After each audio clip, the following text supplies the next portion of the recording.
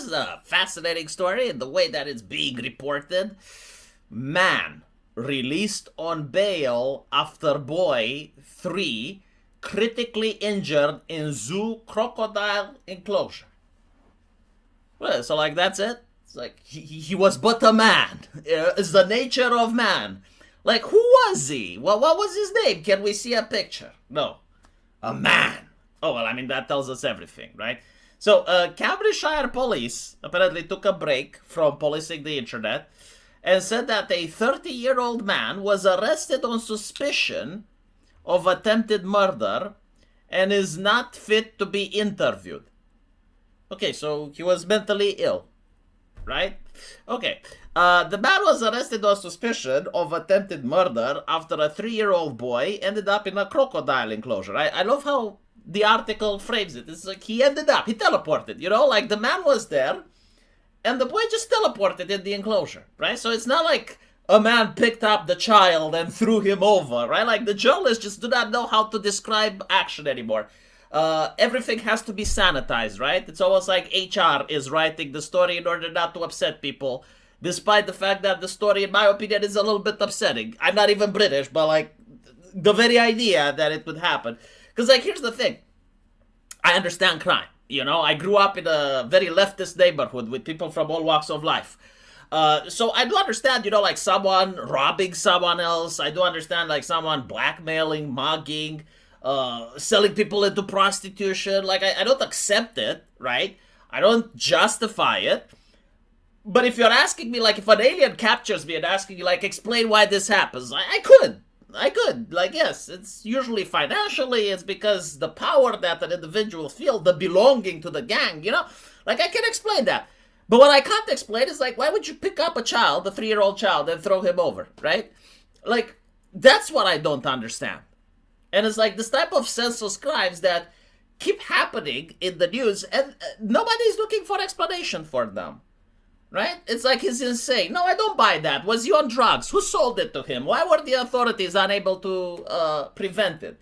He is 30 years old. Like, how long was he a danger to society, right? So, like, you're telling me that the authorities are arresting people for the speech of hate on social media, but when you have, like, people in real life showing symptoms of being a danger to society, you don't intervene? Like, I refuse to believe that just one day a person can snap and grab a child and throw him over. Like, no signs, no previous hints, nothing, right? And the government is not worried about that. Like, if we're creating the society of safetyism, of maximum safety, right? Where you have to ban the internet because it may possess harm to children, or a risk. Like, again, they don't define what that is, but it's vague enough that it's worth suspending the internet over. So if you have laws for that, you don't have laws if people start getting local? Huh? No, apparently not. I mean, it just happens, It's normal, I guess. Part and parcel of living in a big city. So the 30-year-old man from Norfolk, what's his family name? Who's his father? Who does he belong to? Huh? Like, this is how people ask in Romania. Who do you belong to? And you're supposed to give your family name. Has been bailed while detectives from the major crime unit conduct further inquiries. So let me get this straight. Like, again, like, I need to understand how the British authorities keep the people safe outside of the internet, right? Because, like, they keep wanting kids to go out, play outside, right? Like, you need to have a childhood, go play outside. That's what's outside, by the way. Anyway, they find out that the person is mentally ill. I mean, it happens, right? Okay, fine. So he cannot be interviewed. I agree. Yes, like if you have someone that you're not going to interview him, right? But you let him out to the public. Like, here's the thing. The prison system is indeed rooted in Christian values. I don't think all Christian values are good, by the way. Like, I think some are good, some are bad. This one is bad. Like, the whole idea is of redemption. Right? So, like, you lock someone up, they have to sit there and think about what they did, they suffer, and at the end of it, there's redemption, there's rehabilitation. Again, this is the concept of which the modern prison system is built. Like, it was built by religious people. I think it's retarded, but it is what it is. Like, back in the old day, you just cut off someone's ear or give some lashes. was much more cheaper than today. But like our ancestors used to use that system, but apparently that system is not good. It's barbaric, right? So we have a more compassionate, more empathetic system. So like you take the person, you lock them up, they're supposed to suffer, think about what they did, and then it's rehabilitation. I'm willing to bet almost nobody believes in this. But again, this is the system that we have. But there are certain limits to the system. Like what happens if the person is generally mentally ill? Right? So like they cannot reflect on what they did because they do not understand what they did. And there are two types of individuals like this. Children, right? This is why like children are usually exempt from getting punished and you punish their parents. Animals, well actually three exceptions, right? Animals also are exempt. Like animals do not go to court specifically because they do not understand what they did, right? Like you cannot judge an animal for, like a dog for mauling a lady because the dog doesn't understand. And of course, mentally ill people, right? Like if you are the level of mental illness, because not all mental illnesses are the same, right? We're not talking a little bit about autism here. It's like someone that is on the same level as an animal, like they generally do not understand what's going on. So like you cannot put them in prison, right? Because it would be inhumane. Like the purpose of the prison doesn't work. It's like if you put them in prison in order to think about what they did, but they can't think about what they did, then why put them in prison? But we used to have mental asylums for them. We used to have facilities. Now, the facilities wasn't to treat them because back in the day, people were honest. And they were like, for certain mental illnesses, there is no treatment. It's like trying to treat someone with a broken spine. In some cases, you can, but in others, you literally can't, right? Like little Jimmy's never going to walk again, right? So like, people understood that for some mental cases, there is no treatment. And so the mental asylum was designed to separate the law-abiding citizen from the citizen that wanted to pick him up and throw him into the crocodile pit, right? What happened to that? Oh, the left happened with it, right? Like the compassion and empathy. I wish that the left would have compassion and empathy for 3-year-olds that are being thrown to alligator pits.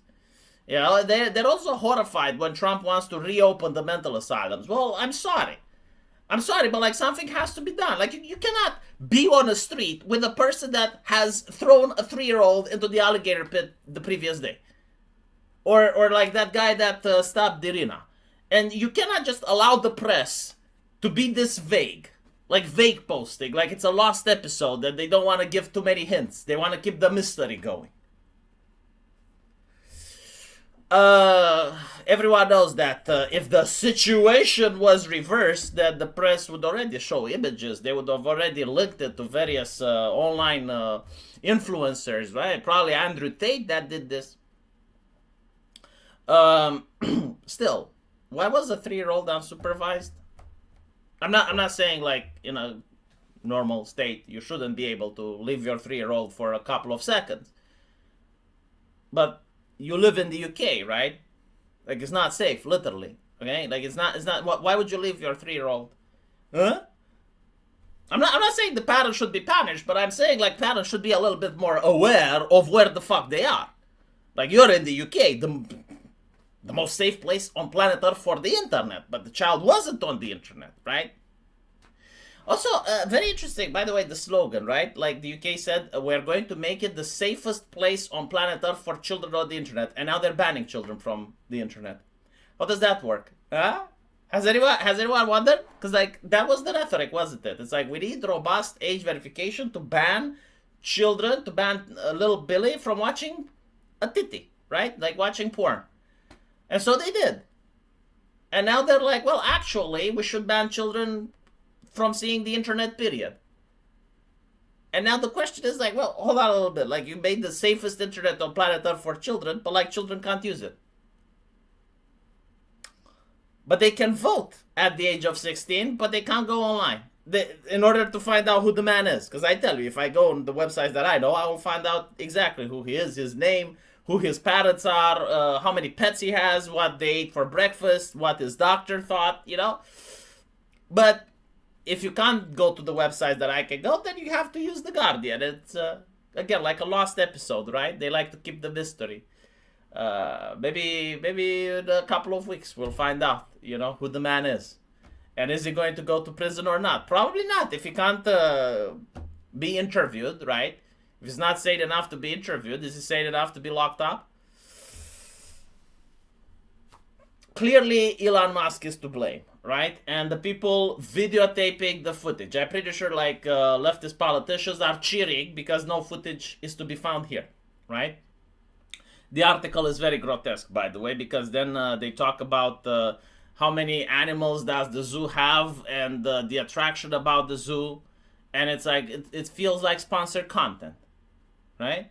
Like according to its website, the zoo is home to 100 fascinating animals, including African lions, Bengal tigers, and crocodiles. It's almost like come and visit the zoo so that your son may too get thrown into the alligator pit. To be fair, it's not the zoo's fault, right? Because like even the zoo probably didn't expect some shit like that. But I'm just saying, like, is this the moment to talk about how many Bengal tigers are in the zoo? Like, do you not think people would be curious about other things that have happened there? Right? Like, who is that man? I'm genuinely curious. Who is his father? What type of education did he have? Was he a right winger? Huh? Are we going to get another documentary like Adolescence for him? Anyway, let me know what you guys think, and as usual, we'll see each other in the comment section. Take care.